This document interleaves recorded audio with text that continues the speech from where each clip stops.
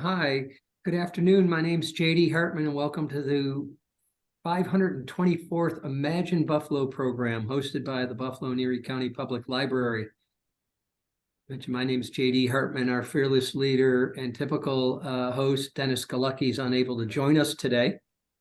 And I'd like to just, before we get started,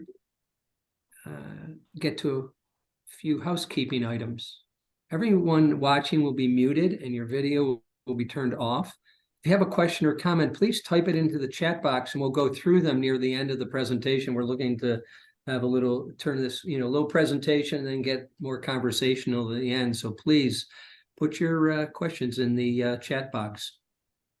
We're recording the program, which is really exciting. It'll be in the library's archives, so you can watch it again later on the Downtown Library's Facebook page and also YouTube channels. And you're welcome to share it with others. Now, on to our featured speakers. I'm really excited about these two gentlemen. We cross paths frequently. I'll start with Mark McGovern. Recently, Mark joined the Ralph Wilson Park Conservatory as its Director of Park Operations. Before that, he worked at the Buffalo Niagara Medical Campus for 15 years, where he was responsible for project management. He led projects to advance the medical campus's green initiative, including the installation of a 141-panel solar array at the Innovation Center, the creation of Ellicott Linear Park, and the deployment of 48 electrical vehicle charging stations campus-wide, which I'm really grateful for because my car is currently on one of them.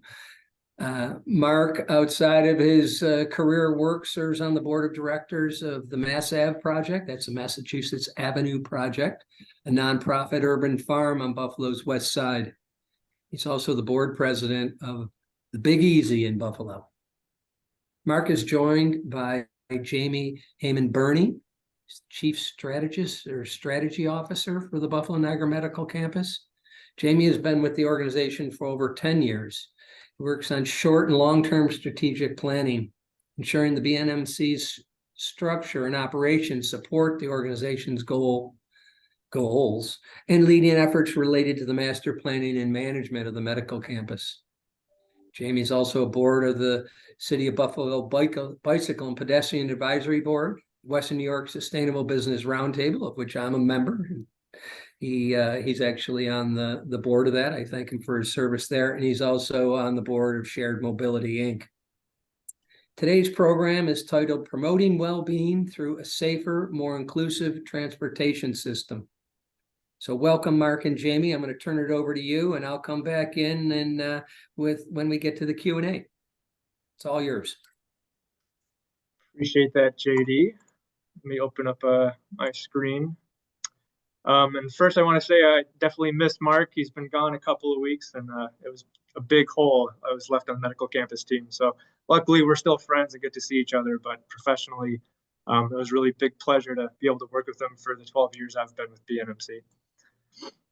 So yeah, I think, we want to focus mostly pretty high level just on kind of our role with advancing a sustainable transportation system in the city of Buffalo, but starting with a little bit just of an overview of what BNMC is, a reminder of our organization. So we are a nonprofit. We were formed in 2002, and our two main goals as an organization are to help plan and manage the development of the Buffalo Niagara Medical Campus, and to help build an innovation ecosystem that focuses on breaking down barriers to a higher quality of life for all in our region. So one is kind of a place-based effort, and the other one is more of a cultural effort to make sure that everything happening on the campus, around the campus, is having positive social, economic, environmental impact. What we do strategically is we have 4 strategic priority areas. I'll just go into kind of briefly, but the one people are most familiar with, obviously, is our district efforts. So we do the master planning, real estate coordination, infrastructure coordination, placemaking efforts, public space management efforts for the actual Buffalo Niagara Medical Campus. Today, we have about 250 registered companies that are actually located within our boundaries. And we still see around 1.5 million patients and visitors every year to the campus. So it's still a really big, busy place. The other part of the campus it's not just a place for healthcare.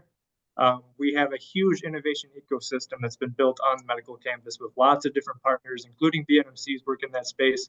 But we're the primary location in West New York for research and development in bioinformatics and life sciences, and also incubators and accelerators that are industry agnostic.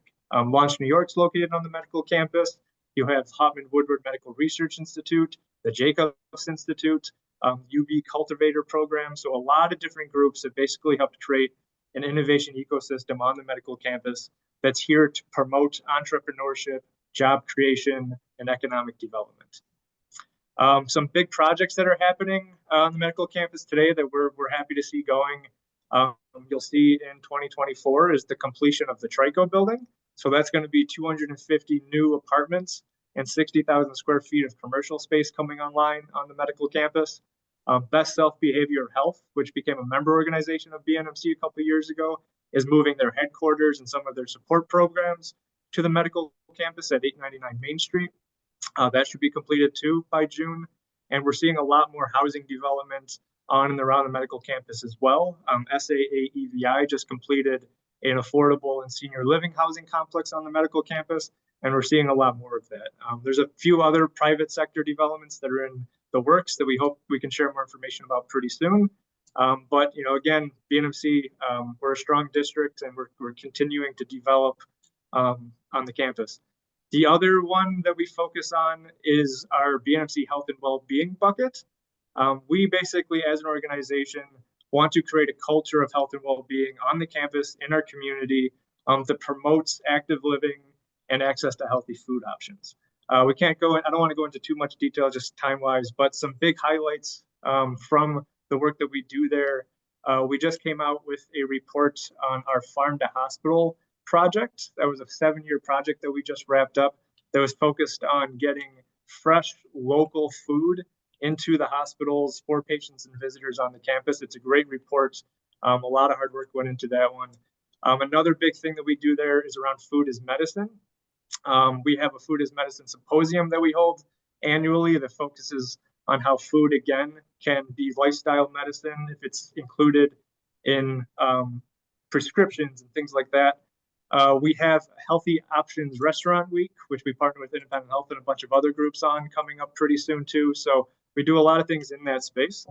And the other pillar that we focus on is the BNMC innovation community. So again, we're here to make sure that people have entrepreneurial opportunities, that research and development happening here is connected to accelerators, funders, all those kind of things. And on BNMC's end, outside of convening a lot of those partners, we have a flagship program that's called IC Success. And our focus really is breaking down barriers to entrepreneurs in our city who want to start businesses or grow their businesses. And we focus on connecting them to the resources that exist, but it's also a business accelerator that connects them to mentors and lots of other resources to help them grow their business. And we've been doing it for 3 years, and we've engaged more than 368 entrepreneurs within the city just in those 3 years. And the other strategic pillar that we focus on that we're going to dive a little bit deeper into today is our focus on the intersection of health, environment, economic opportunity within our transportation system. So what we always ask ourselves at BNMC in the development of the campus and all the work that we do is how can we help create a transportation system that contributes to positive social, health, and environmental outcomes?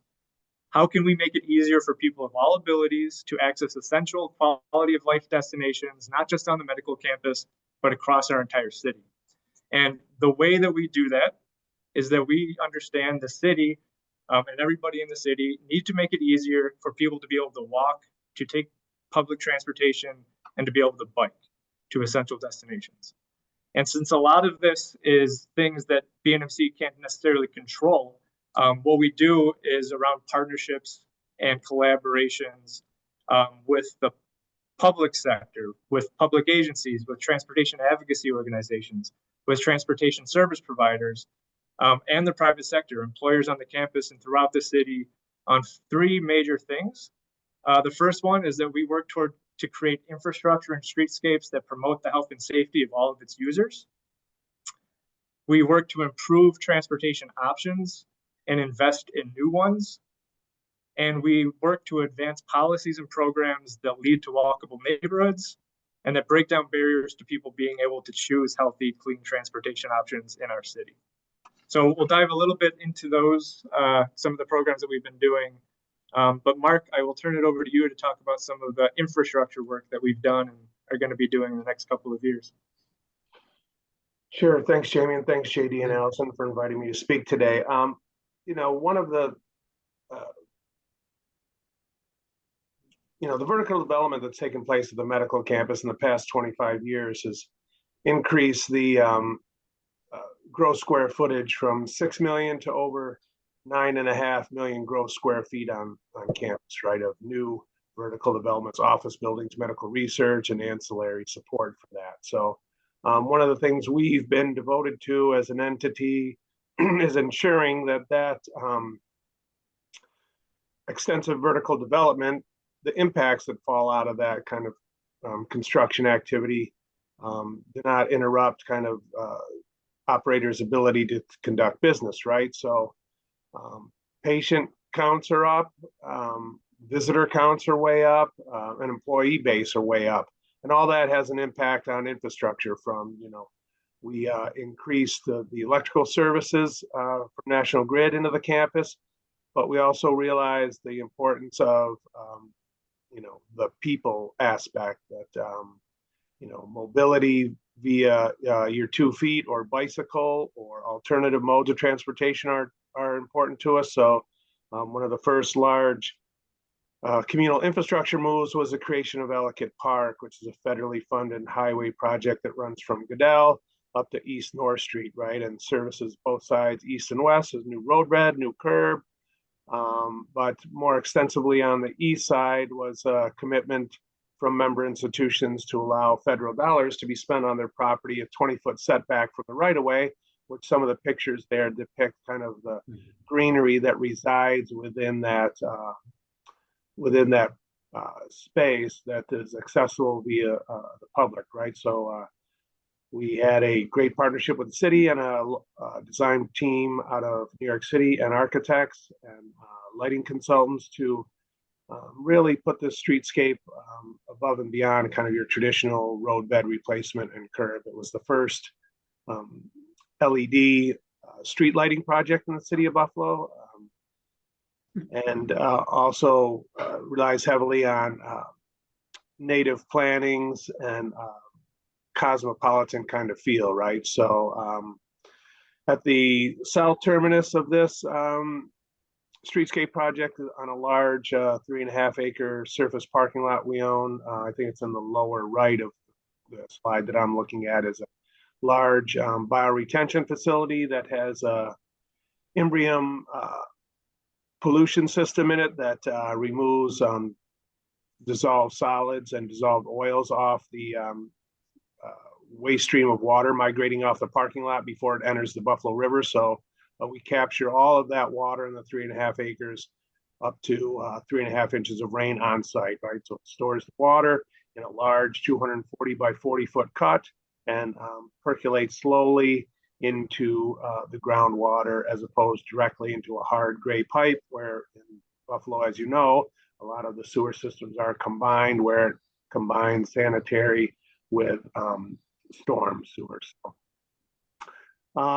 Pictured also are some painted curb extensions, which Jamie was big at advancing with the city to lessen the width of the road bed to accommodate more pedestrians being safer at the curb line and crossing the road, right? We have on a medical campus, you have people who may have limited ability for walking or certainly a slower speed than some of us may cross the street at, and this is a means to keep vehicles out of that space and shorten the width that people travel across the road bed. So added security and safety. So pull up the next slide, dude.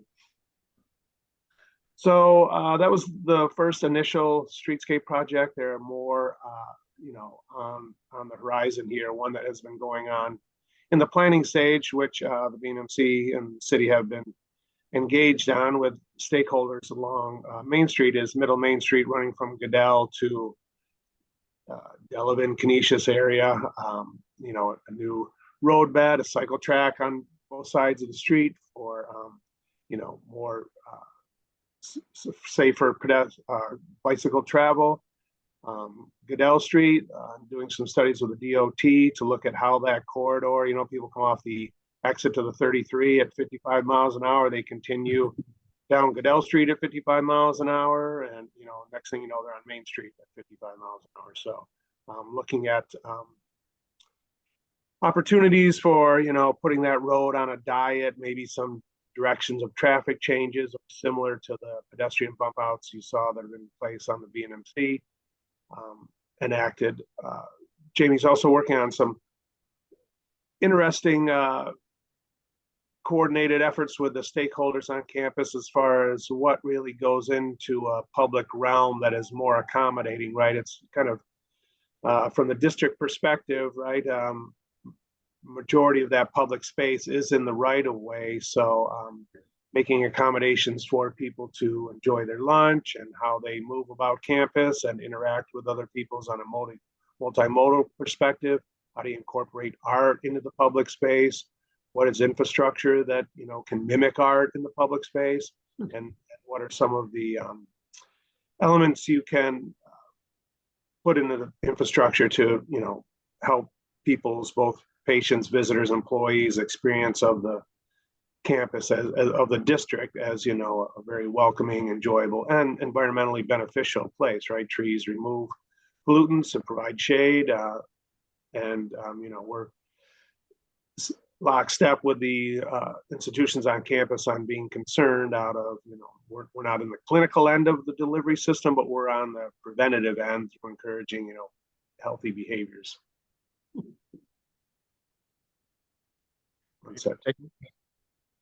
Yeah, just a high level too, just on some of the work around, you know, one obviously is the infrastructure that supports, you know, health and well-being, being able to walk, being able to bike, better public transit, all those things. But the other thing that we dive into is how can we support the expansion and the improvement of what those transportation options are. What really we're trying to do is provide quality transportation choices for people within our city on the medical campus. And that goes in a lot of different directions. One of the things I mentioned earlier too was we can't obviously do this alone, and there's a lot outside of our control. But as an innovation ecosystem on the medical campus, we also invest in new companies, new nonprofits, and their capacity. We've had a really strong relationship over the last 12 years with Go Bike Buffalo. They were a part of our innovation community. They recently were able to expand and get their own headquarters on Broadway Avenue.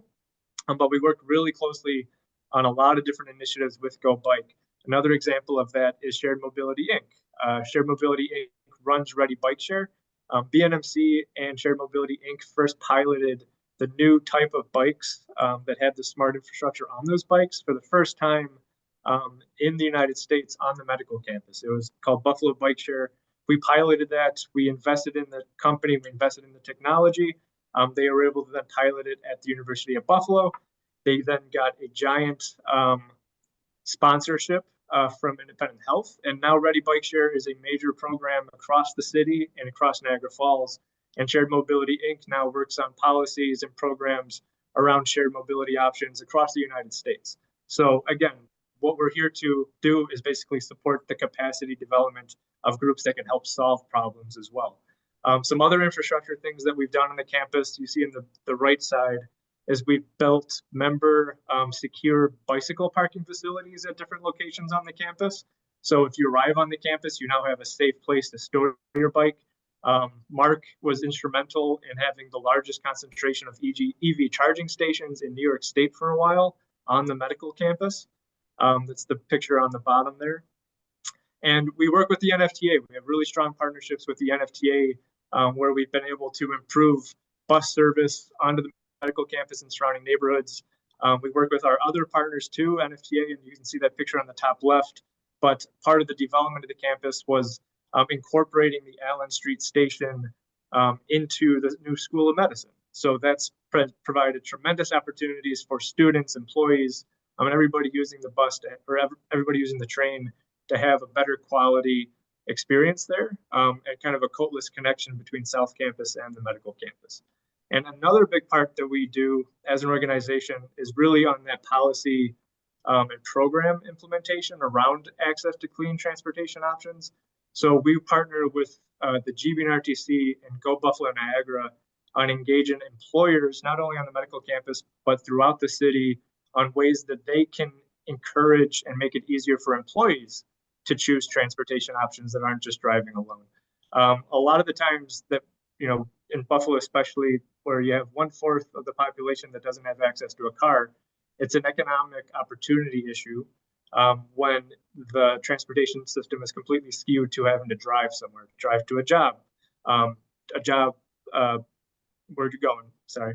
But what we do is we work with employers to identify policies and programs that they can implement that make it easier for their employees or prospective employees to choose alternative transportation options. One really easy example I always give is a lot of companies continue to provide free or subsidized parking for their employees, but they don't provide free or subsidized transit access. So what we try to do is create that equitable system where if they're engaged in subsidizing parking, we also want them to subsidize transit, because then people have more choices, more affordable choices in how they get to work.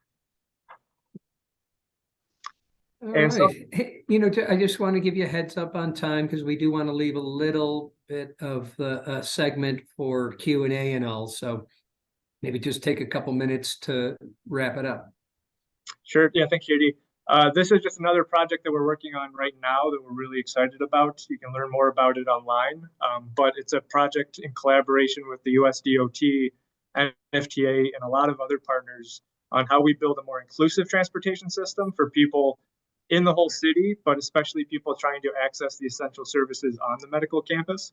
And part of this project is we're launching an inclusive wayfinding and trip planning system. So if you have visual impairments, hearing impairments, physical impairments, we have a trip planning system that works for you.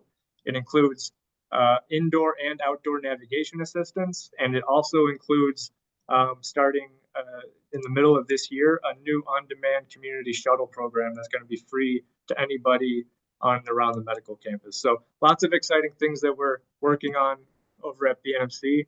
I see we're out of time, JD, so I'll hand it back to you. Yeah. Yeah, and you're out of time because there are a lot of exciting things going on here. Just full disclosure to our audience that my office suite, my downtown office suite, is in the Innovation Center. And I have a firsthand look at it. The shared mobility folks are right outside the door. Jamie's down in the hall type of thing. So there's a lot going on here. I moved back from New York maybe 20 years ago, and I don't think there was a BNMC. I mean, if it was in its infancy, and what has been accomplished is quite remarkable. And I'm going to get off just a little bit of bricks and mortar and green space and transportation. And I think you mentioned, hey, Best Self is one of our new member owners, and I know you have you have some of the 800-pound gorillas in Buffalo, Western New York, like Hupman, Woodward, Roswell, Kaleida, and so on and so forth.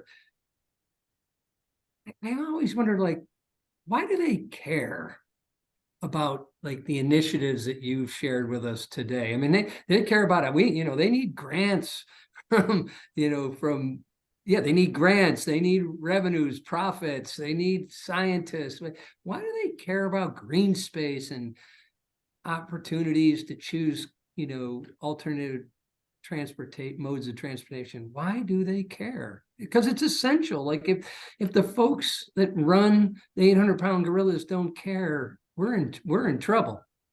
So I know I'm asking you to think for them or express that what's behind decisions on their part, but what's your feeling about that? Yeah, that's a great question, JD. You mentioned a lot of healthcare entities there too, right? So, there's definitely been a shift towards health equity, which is kind of a driving force in a lot of the groups that are on the medical campus right now. And a lot of, again, too, is that what we've built is an ecosystem on the campus that is around collaboration and connections. So why do these groups care about, what the public realm looks like, that it's walkable, all those kind of things, is that it's attractive for investment. It's attractive to have people wanting to live here where they work. It's attractive to work here, but it's also around convening and connecting. When you have that walkable environment, when you have healthy, safety public spaces, you have more connections, and we're an innovation ecosystem, and that requires people connecting and working on things together. So I think that's kind of the basis of why we're developing it this way. Yeah.